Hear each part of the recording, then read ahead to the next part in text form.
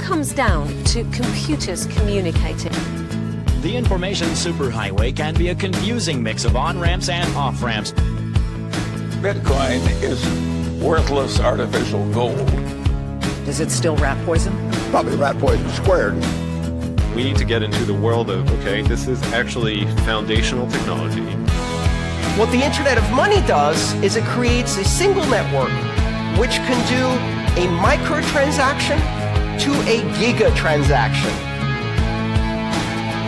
The Internet is going to be one of the major forces for reducing the role of government. The one thing that's missing, but that will soon be developed, is a reliable e-cash.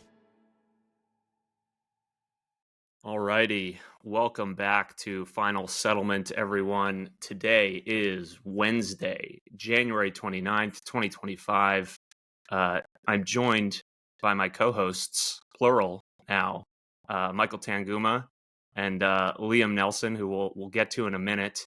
Lots to get to. Before we get started, just some brief housekeeping. As we mentioned a couple weeks ago, sort of a new format for the show. Still going to be sort of every other week cadence, and one of those episodes is going to be sort of this internal group of folks across Onramp and early riders, and really just talking sort of inside baseball, what we're seeing in the markets, topical news items, etc. And then the other one on sort of a monthly basis will be an external guest coming in and riffing with the three of us. So that's sort of the general new format going forward, and lots to get to this week. Lots new in the news from all of Trump's executive orders over the past couple weeks to Chinese open source AI models sort of adding some turbulence to U.S. equity markets this week. We'll get into that, but lots of topics on the list. Before we do that, do want to just introduce the new member of our team and co-host of this pod, Liam Nelson. Liam is joining us from a career in traditional finance, much similar to myself.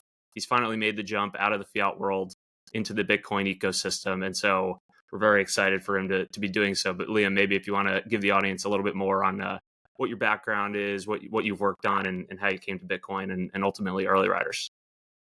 Yeah, pleasure to be here. My name is Liam. I originally started off my career. Previous to that, I was a finance major and then made the jump to Point72, a long-short hedge fund based here in New York. While I was there for a little bit over 3 years, understood pretty much how businesses and industries worked and the impact of the performing businesses on the financial markets. After that, I made the jump to a family office private equity firm focused on corporate carve-outs. And during my time there, and previously at Point72, ultimately found Bitcoin. My journey into Bitcoin was fairly similar to many others, even those who came way before me. I always think of Adam Back, who originally created the precursor to SHA-256 hashing algorithm, which is used in Bitcoin's proof of work, and how he originally dismissed Bitcoin because it was too small, skeptical that it would work, etc. I honestly was fairly similar to that as well, but similar to him, once Bitcoin started to gain some additional traction and the best marketing for Bitcoin is the price increases, I had to get curious, especially when I found out that it had the best risk-adjusted returns of any asset. So from there, I ultimately did a lot of research, found that I think that this is going to be it will end up as the world reserve asset and final settlement asset to use by pretty much everybody that is self-interested. And then after that, I found early riders and you guys through the white paper. Originally, what definitely resonated with me that Bitcoin is the hurdle rate. And just because I started to price all of my decisions off of the marginal utility of more Bitcoin.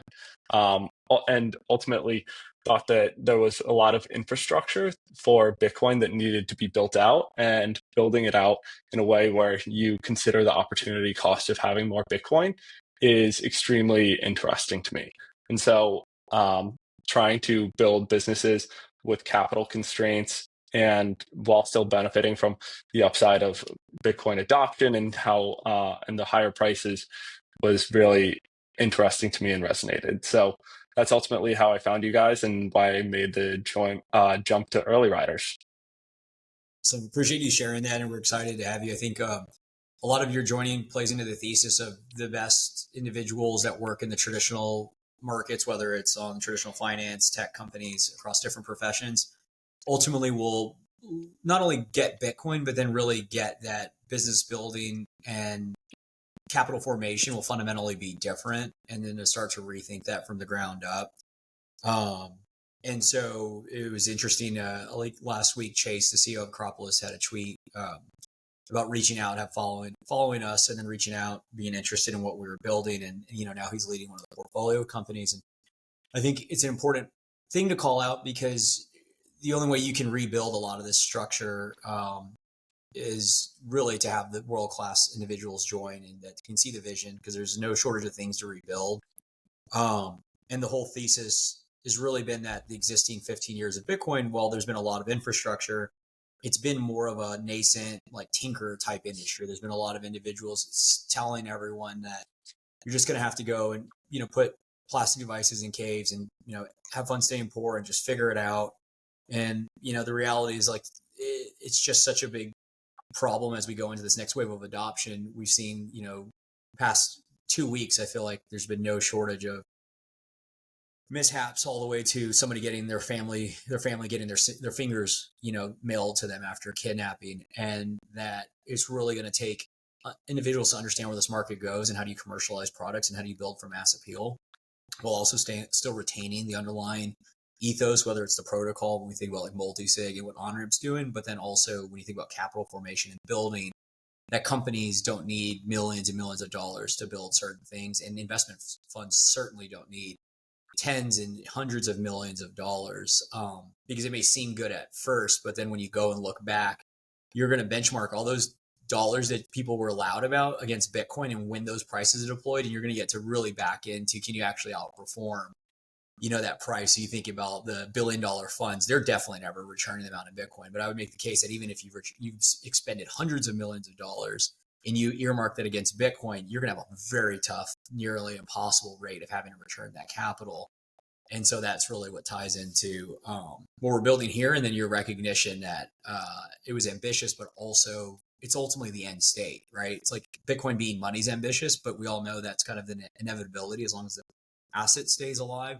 In the same way as long as the asset stays alive, the only reason people are going to give it up is if you can give them a form of yield on that, but it has to be yielded in providing real value in the real world. Yeah, that's something I've been thinking a lot about recently, is this idea of yield. And it feels like every bull market there's increased demand for people wanting to borrow against their Bitcoin, obviously. And sort of core underlying theme of everything that we've been doing at early riders is, like, effectively there's a different form of yield in my mind that is actually just going out into the real world and producing value, and then with that accumulating more Bitcoin over time. Like, so how do you get a yield on your Bitcoin? It's not just by levering it up. Yes, that's one way to do it. But in our minds, the real Bitcoin yield is going and deploying that Bitcoin into the real world to produce value, to accumulate more incremental Bitcoin. Like, that is a pure form of Bitcoin yield in my mind. But just going back to Liam joining, we're very happy to have him. And credit to him, he saw the vision early when he read the white paper of ours, and also just put in the proof of work to start working on these ideas with us and thinking through things in a really analytical manner. So very happy to have him officially on board now. And before we jump into the list of things, I do have a question for you, Liam, just because you are now the closest to having left TradFi world. I'm a few years removed now. So I'm curious, like, as you were leaving, what is the sort of, what's in the air at the TradFi firms, the 0.72s of the world, the private equity funds of the world? How are they thinking about Bitcoin? Is it being talked about more? When you told your former employer you were leaving to go do something Bitcoin related, did they think you were insane? What is the general zeitgeist in TradFi world right now with respect to Bitcoin? Yeah, I think it was a mixed opinion depending on who you ask. Definitely got some responses that everything in Bitcoin is fraud, which is fine. You know, people, if you're making money and you are doing extremely well in your current position, like there's no reason to spend a lot of time to understand why Bitcoin is different, right? I just tried to understand it at a deep level because I saw it had the best risk adjusted returns, and that was really interesting to me. I think more and more people are trying to understand what exactly is interesting about Bitcoin at the moment, just because it's gone up so much. So there are people that I think really want to do the work and think this is interesting, and but are scared to financially be involved just because they think they should get in at a better price or they've missed the boat. But there are also people that are very, very skeptical still. So still think there's a bit to do on the educational front, and people ultimately will come when they're ready. I mean, on that thread, it's a great one to start with, Brian, is how do you see the role of altcoins versus Bitcoin? Because I think like when you're in the middle of it, you kind of see it escaping from the pack, but then reality is like my instincts tell me it hasn't, and that there's still going to be a lot of kind of touching the stove before people coalesce around Bitcoin. But curious, like, you know, I'm assuming with the price appreciation, your network has been a little bit more interested in the space. How have they come to like the different assets? Well, there was also a point at point 72 where there was a town hall question asked to Steve Cohen, pretty much what is your view on Bitcoin headed into the next year? And the answer was, well, I don't really have a view on Bitcoin. I'm really looking for the regulatory clarity related to crypto in general, right? And so I think there's starting to be some additional regulatory clarity. He may have switched his view since then, but in general, I think people are generally confused right now. Like there's TrumpCoin. All my friends that know that I've been very interested in Bitcoin for a long time, and I always clarify it's Bitcoin only. Have asked me, what's your view on TrumpCoin? What's your view on Ripple? And I think they think of everything just in the same exact boat when we obviously know that that's not exactly the same case. Yeah, I think part of it, at least from my perspective of having lived in that world for a long time, I think part of the skepticism around Bitcoin specifically and not being able to discern Bitcoin versus crypto stems from effectively like living in this world of traditional finance or asset management. There's sort of this air of sophistication that comes with any investment strategy, right? Like if you're a talented portfolio manager with a great track record, like you have some edge, you have some advantage in the market where you're finding undervalued opportunities before anybody else. Bitcoin kind of flips that on its head in that, well, one, this has been adopted by individuals first around the world globally, and there isn't necessarily an edge outside of deeply understanding it. And the other component when it relates to crypto is like it's kind of these shiny things that people get distracted by, but to that person that has that air of sophistication around investing, they almost feel predisposed to say, oh, well, there's all these different assets. So what's my edge? How can I find an edge in understanding which of these assets is going to outperform over time? When in reality, like they should just be focusing on Bitcoin and Bitcoin only because it's fundamentally different. But they get lost in this sort of asset class of all these different cryptocurrencies and trying to have an educated view on which specific cryptocurrencies are going to excel and outperform. And so I think they almost, without knowing it, do themselves a disservice and aren't able to see the genuine differentiation of Bitcoin versus everything else, because they want to almost feel that air of sophistication like they have in their traditional world in this new quote unquote asset class of all these different cryptocurrencies. Yeah, and just to that point, I would say, Bitcoin is completely decentralized. There's no CEO, there's no marketing department. Whereas for some of these other coins, there is actually a company behind the issuance. There are insiders that get allocations of the coins prior to being able to give them to the rest of the public. And so I think there is a big demand for the essentially inside baseball of crypto from a lot of VC and financial firms, whereas they do not have that same opportunity or exposure in Bitcoin. And so I think it's just fundamentally different. And another reason why it takes some time to understand Bitcoin is it's completely different from the model of 2% inflation rate. There needs to be everything is benchmarked to the 10-year yield plus maybe some equity risk premium. It's just completely different than what they're used to. Mm-hmm. It's actually a great call out what you just said about like what we see as a feature, they see as a bug, because it's a bug that there's no owner, so you can't get in early. And what's interesting about that is because it's actually really interesting thought experiment in that on the Bitcoin side, what other thing that exists that very notable individuals credentialed have been saying positive things about it for effectively 15 years. I think you can go back to very early days, and there's notable folks that have been adopting, and not even pre-Bill Miller and the Druckenmillers, Paul Tudor Jones. It's really weird and nonsensical when you think about it's one aspect to just be look, I didn't get in early and this is why I don't want to touch it. But it's another one to think it has no value. But that's I feel the majority of people sit there.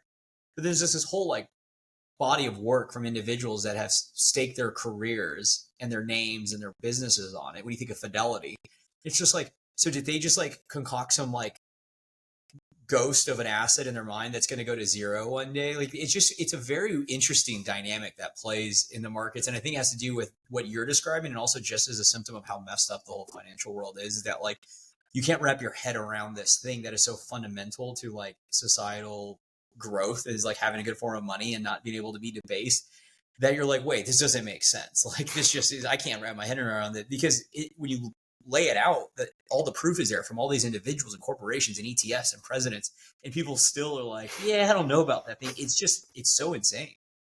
Yeah, I think part of it is it's what people often talk about. On its surface, it does sound too good to be true to some extent. The idea of Bitcoin, the idea of digital sound money, open to everyone, fair launch, all these things that sort of have occurred to get us to this place where we are now. It does all somewhat on the surface, if you haven't done the digging into it, feel a little too good to be true. And then the other side of that is, Michael, to sort of what you're alluding to, is it takes a good amount of killing one's ego to admit that they were wrong about it, because up until this point, if you haven't adopted it and you've been skeptical of it, you're basically saying it has no value. If you haven't bought it, or you're saying it's a scam or a Ponzi, in order to then adopt it and buy it, even in a small percentage of your portfolio, you have to then admit that you were wrong, right? And most people don't want to do that about anything, and particularly this asset that's being adopted globally by institutions, corporates, nation states, etc. But as that continues to occur, it basically it becomes more palatable to say you were wrong about it, because basically more people are saying they were wrong about it. So there's that sort of element of a feedback loop where once enough people are willing to say they were wrong about it, it becomes more acceptable. So I think that's kind of how I perceive it, is there's this massive barrier inherently to someone adopting Bitcoin, particularly if they come from the TradFi world, because they have to admit that they were wrong for the past 10 plus years.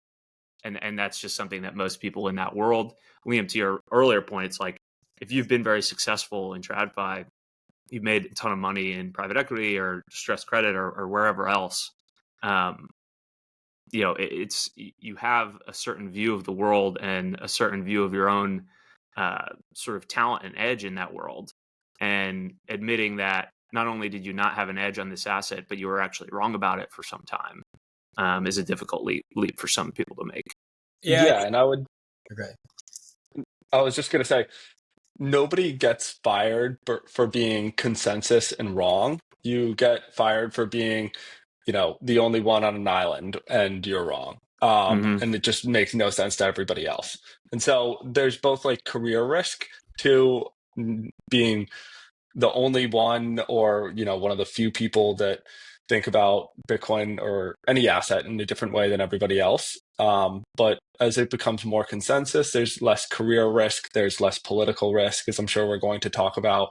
And I think that more people are willing to not be on the island by themselves. Even just like having a couple friends that know about it and can speak to you about it is makes it less risky in your mind.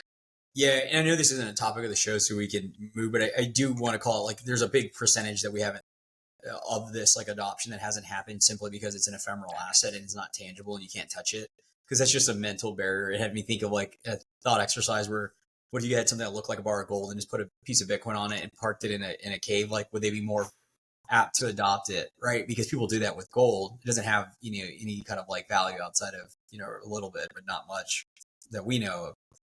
But people are just like, it's just like, it's always elusive, it's always out there. How can I allocate? Where does it exist? And just by like anchored to the real world, and it's just an interesting asset.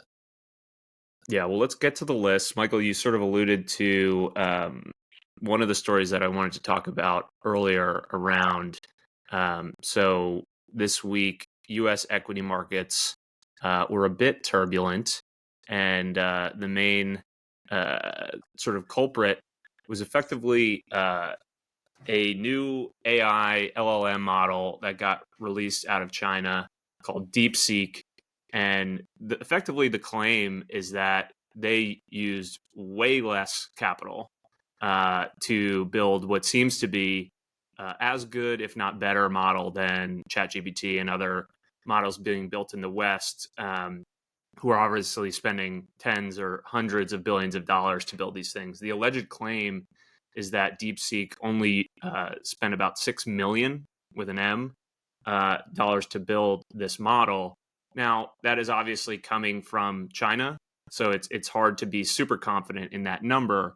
But I think, at least for me, the first sort of near-term takeaway is that if this is to be any sort of directional truth in that they did this with way less capital, then it sort of brings into question the valuation of all the companies in the West that are building these models using way more money. So you saw NVIDIA and a lot of the other sort of AI related stocks in the US sell off this week pretty materially as a result of this. The takeaways for me are a fewfold. One is, a lot of this relates to, a theme that we have sort of internalized at Early Riders, is that companies in this sort of new age are going to continue to do more with less. And what that really means is leveraging deflationary technologies and tools to be more efficient. And so AI is a great example of this. And this is an even more sort of micro example of this particular company in China, using less capital effectively to build a, just as good, if not better, LLM model than what currently exists. And so, I think this is just a prime example of what we expect to continue to see around, companies just being more efficient as they leverage these tools like AI and Bitcoin. But I'll pause there to see if you guys have any thoughts on this in general. Yeah, I mean, there's a lot, especially when you don't really, there's like half what you can learn, and then the other half that's probably not even true yet because of where it's come from, and the implications feel so multifaceted. The thing that I think ultimately comes to mind, and I don't know, like, again, how true this is, and Brian, it sounds like pre us chatting, you've done a lot, or at least a little more research than we have, is that they ultimately had constraints, and their constraints allowed them to build this with a lot more than less. And that's ultimately what Brian's referring to, is at the end of the day, well, it sounds paradoxical. If you give somebody $1 million or $100 million and tell them to go figure something out, 9 times out of 10 on a long enough time horizon, the person with $1 million that is going to come up with a more efficient and optimized way to do it. Because that's just a natural order of things. Like, when you have abundance, that's what breeds all this craziness. And it was always part of the discussion that, like, OpenAI is kind of really strange if you're raising billions and billions of dollars every few months, because the definition of having something is you don't give it away. So if you're consistently having to raise, well, then what do you really have? But then tying back to the constraints, it's like, well, if you have less capital and then you can optimize for the best outcome, well, then the best outcome, the reason you would optimize for that is naturally because you have the constraints, but you also are trying to return some capital back to yourself or your shareholders, which ultimately means that you're trying to get to the fastest way to do that. And it's interesting because we joked before this, we were talking about it. If they weren't Bitcoiners, I can guarantee you the people that are Bitcoiners can build at half the cost that they did if they got to that point. Because if they were spending dollars or yen or whatever the local currency is, and now they're sitting on a money that we know went from 50, let's say they started working at this and the price was 50K and they had this long-term thesis of Bitcoin. Well, they're looking at everything like, shit, do I spend this Bitcoin today because it's going to be 60, 70, 80, 90? And so every decision would have been over-optimized. And that's effectively what the whole position here at Early Riders is, whether it's a venture allocator or an entrepreneur, you have to have the individual. It cannot just be the capital stack. You can give the best, you can give like an entrepreneur $100 million in Bitcoin. It doesn't mean they're going to go optimize and build a war chest. I would take the other person as a better entrepreneur with 100 million in USD, and they'll still run laps around the person that has the BTC, because it's not enough just to have the better form of money. You have to have the individual that is able to optimize in their brain and how they bring products and services to the market. And it sounds like these guys just hit it like at some capacity. Again, we don't know what the motivation was, because I think that's the big missing part in all of this. It's like, what's the actual motivation? Were they just doing it? Are they really just a hedge fund? Or is it something more? Yeah, I think there's still some unknowns, but I what you hit on, I think, is the most important thing, is that this notion of constraints breeding creativity and actually forcing you to be more efficient. And so there was a great write-up by someone, Jeffrey Emanuel, basically wrote the short case for NVIDIA stock. I'll link it in the show notes, but he describes part of what the unlock was for DeepSeek in figuring this out. And he goes, the technical breakthrough here was their novel approach to reward modeling. Rather than using complex neural reward models that can lead to reward hacking, where the model finds bogus ways to boost the rewards and don't actually lead to better real-world model performance, they developed a clever rule-based system that combines accuracy rewards, so verifying final answers, with format rewards, encouraging structured thinking. So this simpler approach turned out to be more robust and scalable than the process-based reward models that others have tried. So basically, because they had these constraints, they had to figure out a way to figure out a better reward system to train the model. And that's what they ended up doing. And so it's just like, if it hadn't been for those constraints, they probably don't get to that conclusion. Yeah, and Liam, I'd be curious your thoughts, because something that I haven't really shared out loud, and like it's a little bit on the edges, but there's something I believe to it is, so you come out of 21 and 22, and that 21 vintage, everyone knows if somebody raised and allocated a fund in 21, they pretty much like write it off or write it down, or definitely write it off because of the valuations there. And so money tightened up from LPs and also venture firms. And so 22, there was really only one narrative to the back end. It was like AI. So you had all these funds that were either being raised or deploying on that. And then there was all these companies that naturally pivoted. So there were existing AI companies, or there were companies that put some tint of AI, right? Everyone had something there. But when this goes back to the incentives, so, you know, whether they had called the venture funds, where they had called the capital, already had the commitments, they have to raise that money because they're looking at the management fees for either their existing, you know, partnership structure to pay on any other expenditures, liabilities, but then also to grow. And so they needed this narrative. Like it was almost like AI was the valve for this capital to naturally go to. So everyone was incentivized, because like this didn't just, it can't just pop up out of nowhere, that what you just described, and nobody pick up on it or build. It's like everyone was incentivized to play the game, because when you're an entrepreneur and everybody's raising money, it's like, sure, I want more of that money. And you're a VC, and more LPs are looking, and sovereigns are looking for the next AI breakthrough, because they are by nature unsophisticated in the sense of this. That's why they're picking specialist funds to understand this. So it feels like everybody was playing along in something that was never really like sound. Like I think it's the end state, right? So open source is going to inevitably be the solutions when it comes to these models. So just curious, Liam, does that like, I haven't fully worked through that one, but it feels like there's something there that everybody was just incentivized to play this game in the same way everybody's incentivized to put all their money in the S&P, even though we all know it's overvalued, because it's just like a quasi money and store and savings. Yeah, I think for anybody that manages money, you really, if some view is consensus, you really want to be on that consensus view, right?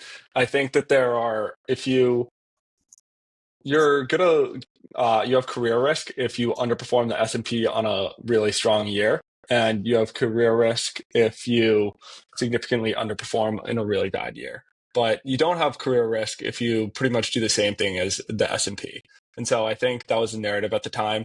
There was a lot of capital that was being allocated into the space. And so essentially you had to just get on board.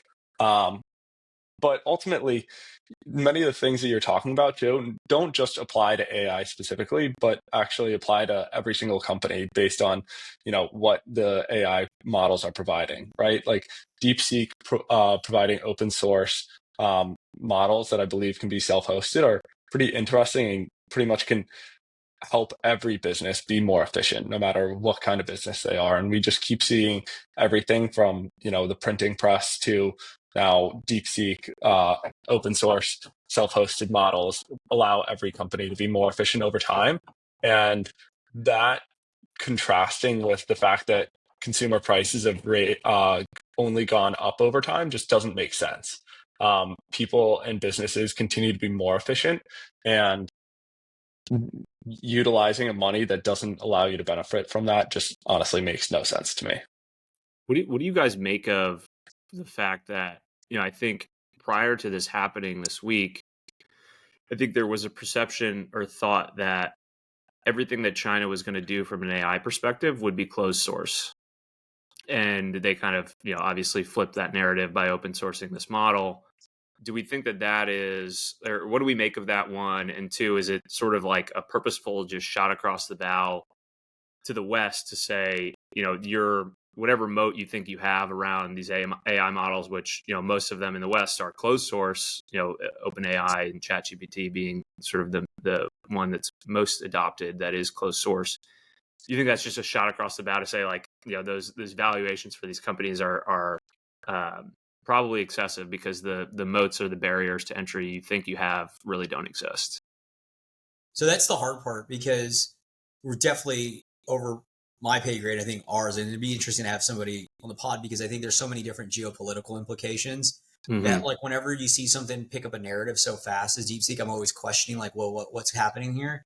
But then also post Trump and inauguration, it's like, well, that's interesting because we're Silicon Valley, freedom oriented, all the things, but then they came out and did this. Like, is there re-questioning who are the leaders in the free world when it comes to innovation? Like, that's an angle. I have no idea if that's true. It just sounds kind of good. So, like, I don't know. I think it's hard to, like, really, again, it's so multifaceted to know what the implications are.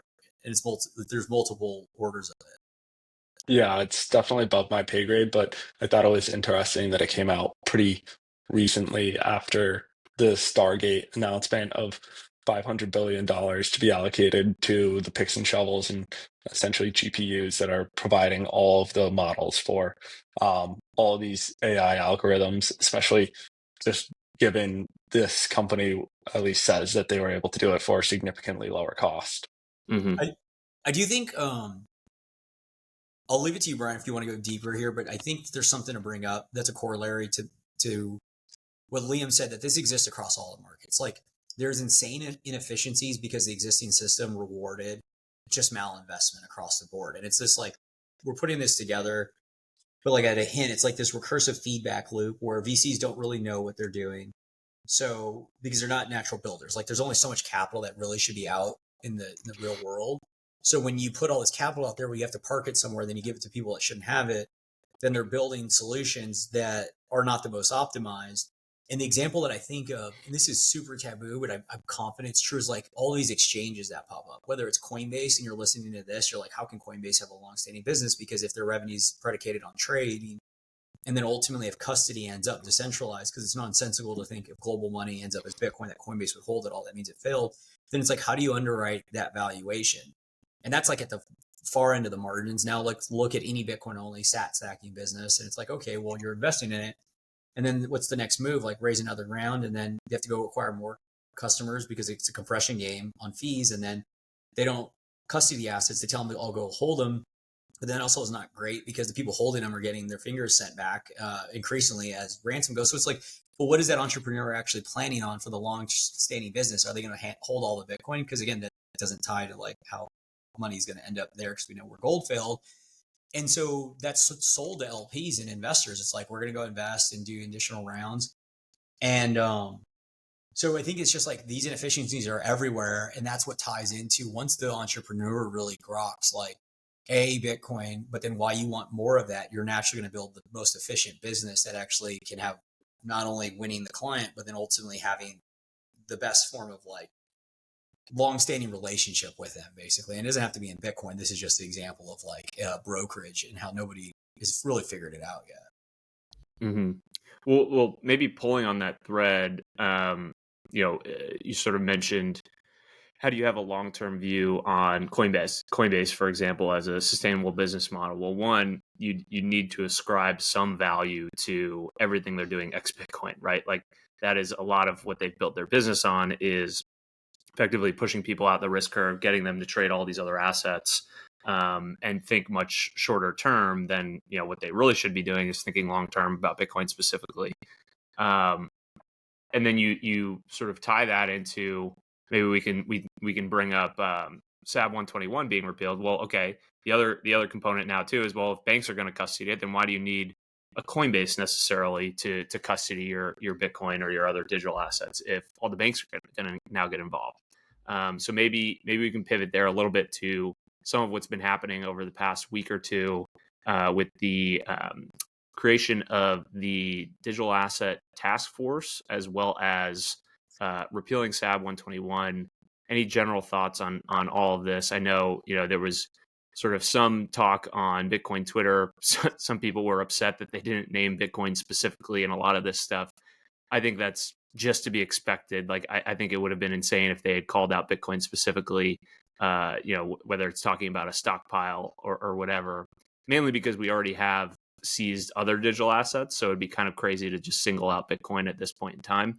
But the task force being put together, Lummis leading that, SAB 121, any thoughts on general developments over the past couple of weeks? So I mean, go ahead, Liam, you can kick it off. I mean, well, you can't really talk about this without talking about Trump launching a coin. And the fact that essentially the sitting president launched a meme coin, and now, like, I think it passed 14 billion in outstanding value. Rumors are that he sold $500 million of that. And that's essentially what we were alluding to earlier with 80% of the supply is allocated to insiders or hasn't been issued yet. And then the remainder is just sold onto the public. And so everybody wants the inside baseball of being able to allocate early. And then, they sold, including the person who actually created the coin for them, mentioned that he sold. And then right now it's like, not quite dead, but kind of boring, has gone down a lot. And I think that kind of ties back into, the model that Coinbase has of, they now want to be able to have a faster process to issue 1 million new coins that are being issued per week, which just, the everything right now in crypto innovation seems to be launching a meme coin and, being able to sell it to the public. With respect to Trump, I think his executive order on digital working group or digital asset working group is to be expected. It sounds like one other thing that I forgot to mention is Trump Media Company is now acquiring Bitcoin and other digital assets as well. So it seems like he's getting some information from somebody near his group that is into digital assets, right? And that may or may not include Bitcoin. It's Sachs in large part, right? Like, he's the AI crypto czar. Like, I think he's at least one of the primary people in his ear. I wouldn't necessarily just put it on Sachs. I mean, I think that there's a component of that, but it's really just the natural, like, it's known within that administration, people close, like, however they're going to do it, Bitcoin's rising this year. So by nature of that, you're just getting proxies, whether Sachs is in his ear or not. I think it's actually less Sachs. It's more of, you're just buying exposure in the same way like 10T and Tapero's funds, like Thesis was, we're going to go to pensions and all these funds that can't get exposure to spot Bitcoin, and we're just going to buy in the growth companies of the Geminis and Ledgers and these firms pre-IPO because the sector lifts as Bitcoin's price lifts. Mm-hmm. That's what it feels like in those, because I think that post from their company was like, we're going to invest in like exchanges and stuff versus like crypto coins. Mhm. Yeah, and to the point earlier, I think that most of the exchanges and other coins are either going to underperform Bitcoin because they're not correctly allocating capital, or have insider allocations that are going to be sold to the public without significant real value. And so, there was no mention of creating a strategic Bitcoin reserve that many people were hoping for. But I think, while it's probably a little early for that, it's ultimately going to happen. I'm sure of that, because essentially that's going through every single person's journey. I mentioned, Adam Back initially dismissed Bitcoin because it had like no value. But then once it got bigger, he was like, okay, this is kind of interesting. Let me do some additional research. And that's same with me. That's going to be same with the United States and every other country in the world. Because once they realize that this is a decentralized asset, which anybody can plug a node into, it can not be censored, it cannot be seized, and you can send value anywhere in the world within 10 minutes. That's a value proposition that's, while it sounds too good to be true, once people actually understand why it's how it's created and the rules that enforce it, everybody essentially goes to it in the end. Yeah, I think the other component to note here with respect to the idea that there would be an executive order specific to a strategic Bitcoin reserve, I think was always a little off, in the sense that you'd actually much rather that come through bipartisan congressional support for an actual bill like Lummis's bill, as opposed to an executive order. Because if it's just an executive order, then that is basically a less robust form of legislation that in 4 years, if party flips, then they could just get rid of that and then sell the Bitcoin. And so I think the idea that it was going to come through an executive order was somewhat misplaced. And it actually makes a lot more sense to come through, something like the bill that Lummis has put forward. I think the other aspect, though, is like, I think the number they floated is 157 million from like the crypto industry was invested or helped support Trump. It's like lobbying efforts, you mean? Yeah. So it's like, well, even if they want to do this and it's only Bitcoin in there, like they have to throw these people a bone. That's why you see these events in the crypto ball. It's not the Bitcoin ball, because they just gave you all that money. So you have to, like, same way he kept his promise and did what he did with all these other executive orders. It'd be kind of shitty if because Bitcoiners didn't do the whole 157. It'd be lucky if we did half. The reality is, this is why A16Z has a huge lobby and political arm in DC, is because of that. So it kind of makes sense why there's just like naturally all of it. One thing I just want to share, Brian and Liam, though, is the asymmetry in like information and the bank stuff. At the margins, maybe there's certain banks that are somewhat sophisticated, and there probably are because of just law of numbers. But anecdotally, I talked to somebody today, friends with, I think, a top 10 bank, and talked to his buddy there. And this is like in good authority. It's like, they don't even know FAB 121 got appealed.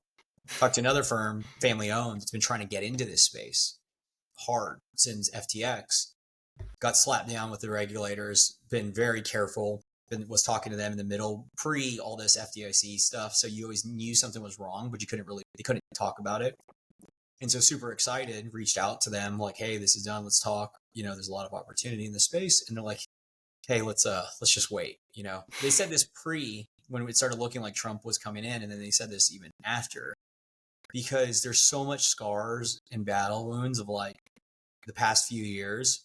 And then to the point of what Liam said and what we talked about, there's still so much learning of like why one asset versus the other.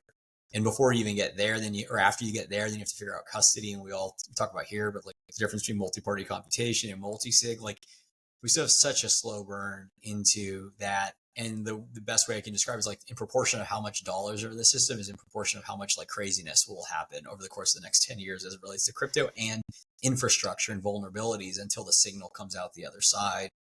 because there's just that much noise in the system. Yeah, I mean, the other thing to me around just SAB 121, and I think there's an assumption in the market that like, oh yeah, like the banks were just waiting for this and now they're ready to turn on Bitcoin custody. It's like, well, no, not necessarily. Like, unless they've had, unless they've really been focused on it in preparation for this for the past several years, like, I don't know if these banks are ready to turn on Bitcoin custody. I don't know if they're ready to secure private key material, whether they have to go out and hire people to figure out that out, or if like, BNY is the one that's floated as like the most ready because they got the exception or whatever, prior to this being repealed. But I mean, and this is a blind spot for me. I just don't know how much work they've done to actually be able to custody the asset. And Michael, to your point, it's like, well, if they're not even going to be discerning Bitcoin versus crypto, do they just go down the MPC route, multi-party computation? They don't actually even use Bitcoin native multisig to store their Bitcoin. Is that who you want to be partnering with as your bank grade custodian? If they're using MPC with like an Anchorage or like a Firebox, like, is it really even that differentiated? Or are they just going to outsource it to Coinbase like the ETFs? Like, there's still all these massive outstanding questions. And I think the perception is like, oh yeah, game on, banks can now hold the asset. It's like, well, how? How are they going to do that? Because I don't think they have the expertise in-house. 100%. And one thing too, it's still politically risky to custody Bitcoin if you're a bank.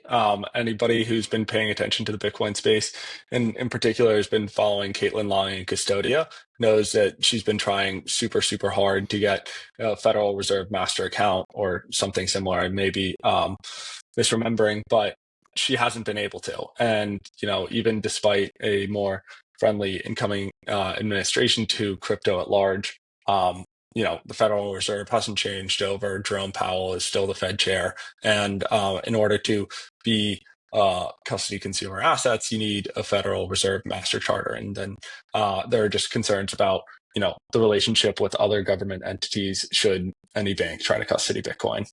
Yeah, and this is such a great conversation because you don't get to talk or hear about it a lot, but like Brian signaled, they're close. They were close back in the day. This SAB, the bulletin really messed up their launch, BNY in particular.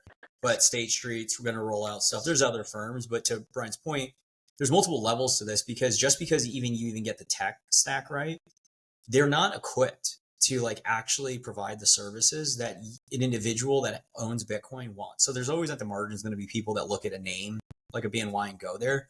But then at the end of the day, like these institutions leverage generally omnibus account structures, and they're not equipped mentally or via technicals to actually create what in Bitcoin you just know as a wallet, which is an SMA and like the traditional finance space in these segregated parts. And a cousin of this is where this like conflation of ETFs letting you take delivery means you can go and put your own Bitcoin in or take delivery of the underlying.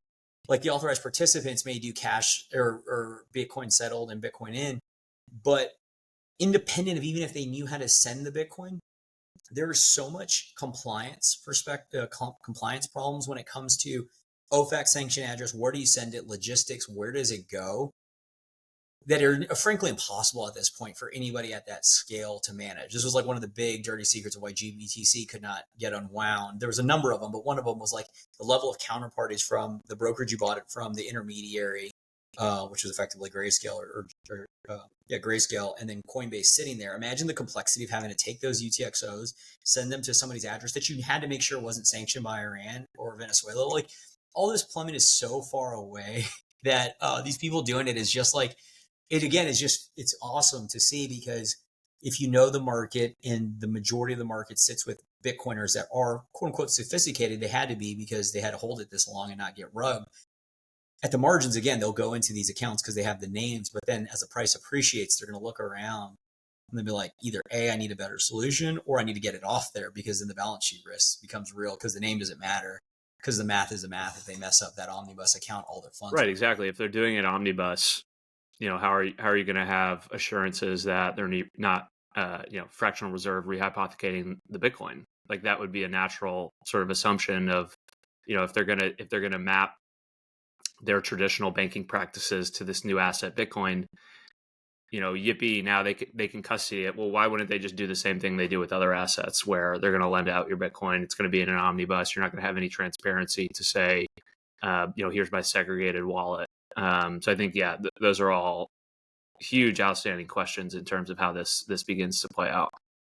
Yeah, and there is FDIC insurance of up to $250,000 for dollars, right?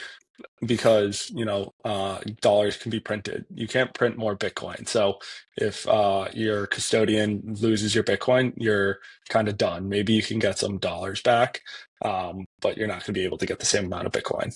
One of the biggest unlocks for me, and this will be fun when we create a piece around it and talk about it more, is that price is set at the margins, Bitcoin is adopted at the margins, and ultimately the Bitcoin products that will win will be built at the margins. And it sounds like, oh yeah, that makes sense, but like it's so counterintuitive to everything else that generally happens when you think about the top-down structure that was being created from traditional finance and the ETFs and the 401ks and all the products that exist, all the way to like Facebook and Google. Like the whole thing gets shifted because, again, talking about this, it's just like you need that hold of the individuals to adopt the standard, or they just won't, because the status quo has kept their Bitcoin safe. And so this is like the funny thing. It's fun to go talk to these institutions because some laugh and they're like, I don't get it. And then the other ones are like, oh, that's actually interesting because I can't afford to not like be right here. Yeah. Maybe one other thing I wanted to bring up sort of relates to, what we're talking about from a regulatory perspective, the new administration being more favorable. I think it's worth pointing out that this isn't happening in a vacuum. And other people are watching. Other nation states are watching. And we had a report, I think yesterday, that the Czech central bank chief calls for them to buy billions. This says crypto reserves. I believe he said Bitcoin specifically. I could be wrong on that. But any thoughts on this? Just general sort of sovereign game theory, which we've talked a lot about. People waking up to, even if the messaging has been somewhat mixed from the Trump administration on Bitcoin, crypto, I think other nation states can sort of see the forest through the trees and say, like, Bitcoin is the reserve asset that we need to be accumulating, particularly if the U.S. is going to have this much more favorable stance towards the industry. Yeah, I think some people saw El Salvador or heard about it last cycle in 2021. And we're like, oh, that's kind of interesting, but it's not big enough for us, or it's maybe a scam, maybe too good to be true. And then the price went down. They were down on their holdings, and then it went back up. And now people are taking another closer look at it, and they're trying to understand what exactly this is. And some people are fully there into understanding that this is going to be the best way to store value over time. I think that is kind of the natural step. We've seen, I think, 15 states file for strategic Bitcoin reserves at the state level as well. And I expect most of those to be rejected. We've seen, I think, shareholder proposals to acquire Bitcoin from Microsoft, Amazon, Meta recently, and they're likely all going to be rejected until I'm proven wrong. At least that's my base understanding. But I think it generally is shifting the Overton window a lot in terms of what is acceptable, what is reasonable, and people are getting more educated on this. Yeah, can you close that one out real quick, Brian? I want to pull something up. I've never this is probably naive on my side, but I've never viscerally felt that 21 million is such a small number until thinking about all the tailwinds happening right now, right? Because we have individuals, we have the ETFs, we have corporate treasury narratives, we have sovereign narratives, and then we have everything in the middle of all of that, whether it's wealth management, insurance. Like that 21 million number is really actually super small when you realize like where we're at. And to Liam and Brian's points, like it's been kind of like de-risked. It's increasingly becoming de-risked, and it's going to eventually flip, probably sooner rather than later, on like, wait, you don't have any exposure? Like, how the hell are you supposed to outperform anything else? It's pretty wild. Yeah, it is crazy. I mean, it's like, it's the number, right? There's 21 million, but it could be any number. Like, it's just the finite nature of it. That's what's critical for folks to grok around. I talk about this a lot, but it's like, if I'm describing the Bitcoin thesis to a normal person or someone who's on the periphery, as I was doing this past weekend, I was out in Texas, and having some conversations with some normal folks who were genuinely curious, right? Because I think that's one thing that is certainly, we're in the midst of seeing happen is people getting more curious about it, because it is so overtly in the zeitgeist right now. And so there is the curiosity, but where I always sort of come at it from is just like, this is supply and demand. We know the finite supply cannot be changed, 21 million. But like I'm saying, like, it could be one coin. Like it all that matters is that it's finite, and we know that, and it's predictable and immutable. And all you have to assume is that demand increases. And everything the market is telling us is a signal that demand is increasing. From the individual level to the corporate level to the nation state level, demand is increasing. And so the price necessarily has to go up. And so, over what time frame do we get to 1 million to 10 million a coin? I don't know. I don't have a magic 8 ball to say exactly when that happens, but I know the trajectory. The trajectory is simple supply and demand, economics 101. And so that's I think what I always sort of anchor to when I'm speaking to someone who is really just beginning to understand this thing is like, this notion of a finite asset has never existed before. Like, that in and of itself is a powerful thing to bring to someone and bring to the fore. And then you say, okay, while that is true, it's also true that demand is increasing. And so what does that mean? Price goes up over time. The scary part in that, is if you don't play offense, like, you lose. Because, like, I think that's the big problem, is people think, like, you can just, like, bypass it and it's cool. And I'll get it later, which is true. But if you're in a competitive world, which we just like naturally always are, whether it's like your dollars are competing for goods or you're a business and somebody's competing against you, if you don't figure this thing out, you just are going to be, a victim of like inflation and fee compression or price compression, degradation of the goods and services. This is all the things that are happening, right? And like, this is where we see, all the different tailwinds from interest rates rising and people being laid off, companies not doing as well, tax receipts, all of those things. So like, if you don't play the game, you basically are like, you're done. And so it's a crazy like dynamic, because there's the price, and that's what everybody gets attracted to. But the thing that they don't realize, and I think that's a big part of like what we're doing here and why it's important and where this is the end state for capital formation, is you have to adopt the Bitcoin standard, is because you're just going to outcompete the other person. And it's not enough just to have the standard. You have to have the mindset to like build on it. But that firm is going to go just run laps around everyone else. And then it comes down to, well, what investments are you making? And you better pick the right ones that are going to be able to build for the new world. And 100%. It's finite. Like, the only thing more finite than Bitcoin is literally those humans that get it. Because the whole world has been full of like the opposite. So it's been like, it's kind of probably like not the best to say, but it's like, it's kind of the different gender come into play in a game. Like, you just dominate because it's an unfair game. But what happens when you have to go play with your standard, the individual that you're supposed to be playing with? Like, when the standard changes, you're just basically like, oh shit, you go from being number one to basically last.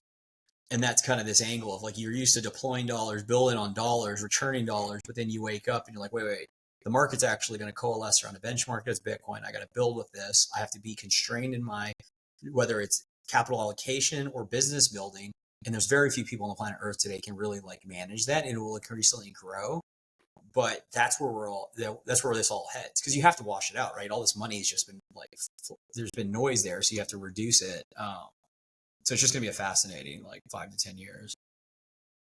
That's for sure. Well, I know we're coming up on an hour. Any other sort of final thoughts on Liam, you just joining the team, or anything else that's happened over the past couple of weeks, generally speaking, boys?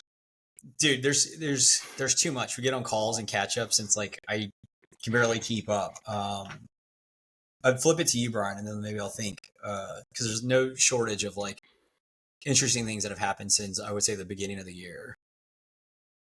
Yeah, I mean, Liam sort of mentioned it as like, it's hard for us to talk about any of this stuff happening with the new administration without like recognizing that the president of the United States launched a meme coin. Like that is, I think, just a perfect microcosm of like where we are with the crypto industry and just in my mind, the tacit admission of broader crypto that like there's no utility here. This is just pure degenerate gambling. This is a big casino. And like Trump launching a meme coin is sort of like the epitome of that realization of all this stuff from, Ethereum calling themselves ultrasound money to, moving away from proof of work to proof of stake. Like all of this stuff was nonsense. It was all just them trying to find new narratives to sell their altcoin. And now they're kind of in the place of sort of just admitting like, yeah, no, this is just gambling. Like meme coins are the thing. Less and less people are talking about like DeFi protocols or NFTs or all these other sort of promises made by the crypto industry over the past several years. And so I think we're at this very interesting juncture where on one hand, there's an increasing recognition that, Bitcoin is different. And I think the biggest sort of signal of that is like ETF adoption. Like people sort of forget that like they also approved Ethereum ETFs and the flows have been like almost non-existent to those products. I think that's a pretty big signal that at least at the institutional level, like what people care about is Bitcoin. But at the same time, you have like this continued conflation of like the literal president of the United States launching meme coin. And I guess my hope is like, it's so overt, it's so in your face that this is speculative that people wake up to the realities of Bitcoin being fundamentally different sooner rather than later. But that's kind of what's been on my mind the past couple of weeks is like, I mean, first of all, it's just wild to think we're on this timeline. If you rewound 1 year, even 2 years ago, and told me like, not only is the government considering buying Bitcoin, but oh yeah, the president launched a meme coin. Like we're just in an insane timeline right now.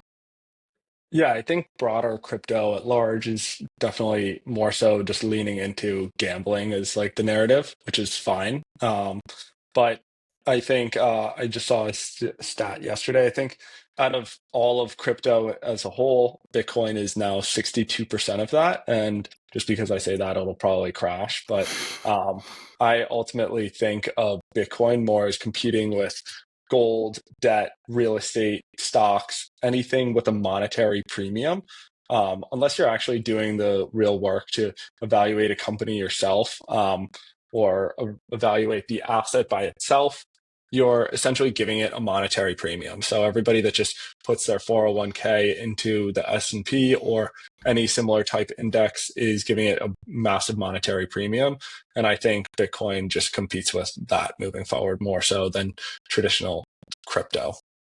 Yeah, I think the thing that's on my mind, having time to think about it, is it's somewhat related to crypto, but more of like this whole multipolar world we're heading to, and like Trump's immediate past 3 weeks of like, it feels like it ties into a little bit of the DeepSeek stuff of there's no more like exporting inflation. I mean, it is going to be somewhat, but exporting IP and all this stuff, it's like this realization of, wait, now we have to be first and be best across national levels. So we've seen like what the Colombia, president, where that's going, Mexico, China.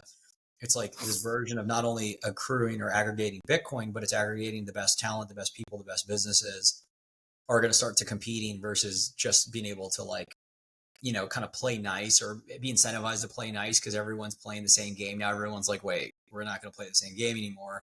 We have to think about like national or country first. And that ultimately goes back to doing more with less, right? Because now everybody's incentivized to actually be the most efficient, the most optimized. So it's a very interesting time where that always ends up back to like, how do you get more BTC? Which is fascinating because our whole lives, we've never lived in that world. First fun rip, excited for this going forward. So Brian, what's the deal? Like we're going to do next pod. Are we going to do with a guest from the industry to talk about it? Yeah, I think on an alternating basis. So in 2 weeks from now, we'll have an external guest on, and then 2 weeks from there, it'll be us three, internal rip again, and it'll sort of oscillate back and forth between those formats. Yep. And, to be a little cliche, like this whole funny thing about like you can just do things. It's pretty funny because you really can. Liam reached out. We had Chase, but the one that comes to mind, everyone's shown this proof of work. I think about Ralph, who reached out when he knew we were working on some stuff on Onramp MENA, and Ralph's an incredible asset. If you're in the Middle East or even anything interested in that region, I'd reach out to him. But similar, if you're interested in building this space or the concepts we're talking about, like obviously we're going to get more and more inbound from across to get interested and get involved in early riders and build.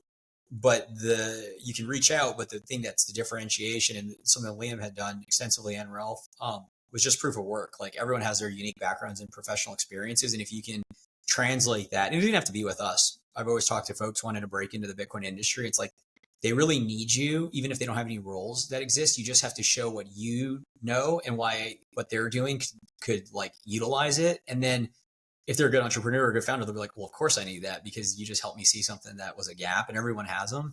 So I'd encourage you, anybody that's looking at, if any of this sounds captivating or interesting, to reach out to the folks you look at or admire, because there's a lot of work that's going to need to be done. It's very well said. You can just do things. So do it. All right, boys. Thanks for joining us, and we'll be back in a couple weeks. Nice. All right, later. Thanks for listening to this week's episode of the show. If you found the information valuable, please share the episode with a friend or leave a rating on your favorite podcast app. All the links we discussed in today's show will be in the show notes inside your podcast app. Before we finish, a quick reminder that Onramp Media is for informational and entertainment purposes only, and nothing should be construed as investment or legal advice. Regardless of where you are on your Bitcoin journey, we'd love to hear from you. Visit onrampbitcoin.com/contact to schedule a consultation with one of our private client advisors.